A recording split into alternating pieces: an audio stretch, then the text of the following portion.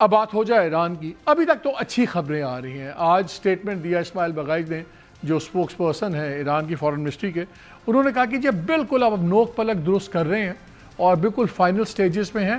اب شرطیہ بشرطیہ کہ کوئی تیسری پارٹی کوئی اس میں انٹرفیئر نہ کرے یا گڑبڑ نہ کرے.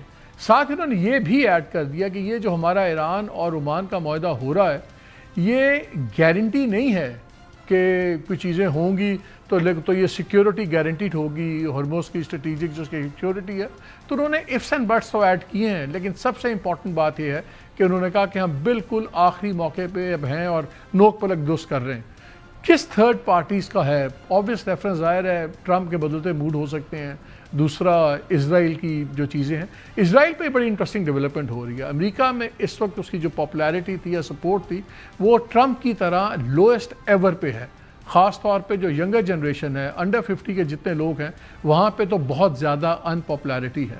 ابھی ہم نے کل بھی دیکھا مشیگن کے اندر جو ڈیموکریٹک پرائمری تھی اس میں ایجپشن مائیگرنٹس کے جو بیٹے تھے ڈاکٹر عبدالسعید, ان کے والدین ایجپٹ سے مائیگریٹ کر کے آئے تھے اور یہ لیکن بورن امریکن ہیں.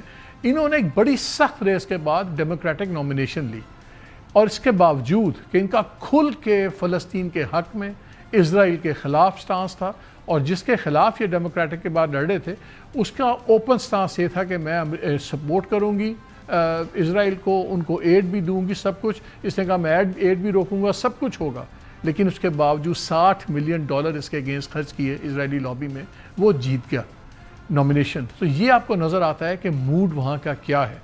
اب سوال یہ ہے کہ اب جب اتنے قریب ہیں کیا ابھی بھی کوئی آخری موقع پہ ہو سکتا ہے کچھ؟ کیونکہ اب سے 3 ہفتے پہلے بھی یہی خیال تھا کہ ابھی آیا معاہدہ, ابھی ہوا, ایران عمان سارا کچھ ہو گیا.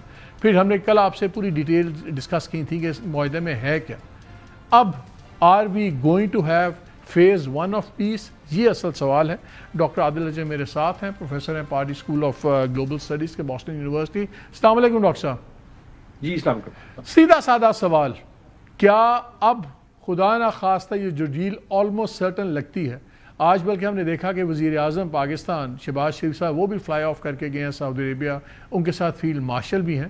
میں چاہتا ہوں کہ ذرا اس پہ بھی آپ روشنی ڈالیں کہ یہ کیا آپ کو بائی لیٹرل تعلقات کا لگ رہا ہے وزٹ, کہ آپ کو لگ رہا ہے کہ اس تمام چیز سے بھی کوئی بڑا گہرا تعلق ہے؟ تو اس پہ بھی بات ہو جائے. اور اب کیا ڈیل میں کوئی گڑبڑ ہوتی نظر آ رہی ہے آپ کو؟ بہت شکریہ مالک صاحب.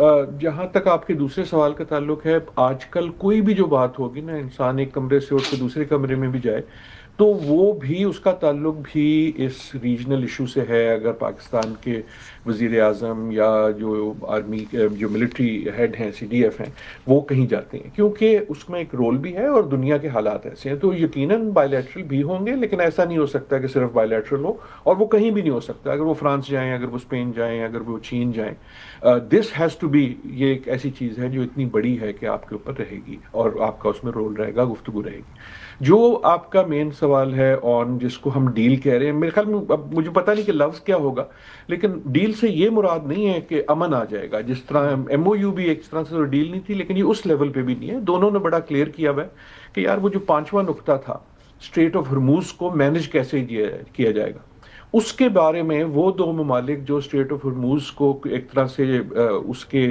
رکھوالے ہیں وہ آپس میں طے کر رہے ہیں کہ اس کو کس طرح سے کھولا جائے گا. یہ ایک بہت بڑی بات ہے, اہم بات ہے, لیکن یہ نہیں ہے کہ اس کے بعد سب بھلا چنگا اور امن ہو جائے گا. کیا ہو جائے گی؟ It looks very very likely کہ ہو جائے گی, کہ جو آپ کے کیئرفل لوگ بھی ہیں, چاہے وہ عمان کی حکومت ہو چاہے وہ ایران کی ہو, جو عموماً بڑی کیئرفلی بات کرتے ہیں اور سنکلی بھی بات کرتے ہیں, انہوں نے بھی اب یہ انڈیکیٹ کر دیا کہ یہ ہو جائے گی. امریکہ کی طرف سے بھی میرے خیال میں بہت زیادہ, ڈونلڈ ٹرمپ کی طرف سے بھی, مارکیٹس کی طرف سے بھی, ادروائز بھی خواہش بھی ہے کہ یار یہ والا کم از کم جو ایشو ہے اس پہ کچھ نہ کچھ طے ہو جائے. جو طے ہوگا اس کو ہر ایک طرح سے نہیں دیکھے گا. Iran will clearly see it کہ ہمارا کنٹرول رہے گا on strait of Hormuz, right. تو وہ ایک بڑی تبدیلی جو ہے اس پہ وہ آ چکی ہے, اس کو نہیں چھوڑا جائے گا. سو آئی تھنک یس, یہ والا سٹیپ ہو جائے گا.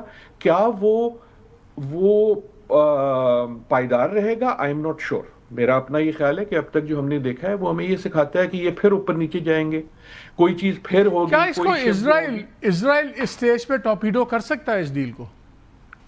کر تو ضرور سکتا ہے، اور آپ نے بالکل درست جو سوال جو میں کہنے لگا تھا آپ نے پہلے ہی کہہ دیا تھا اپنے ابتدائیے میں، کہ تیسری قوت ہے وہ ایران بھی ہے، امریکہ بھی ہے، ٹرمپ بھی ہے، لیکن وہ اصل میں اسرائیل ہے۔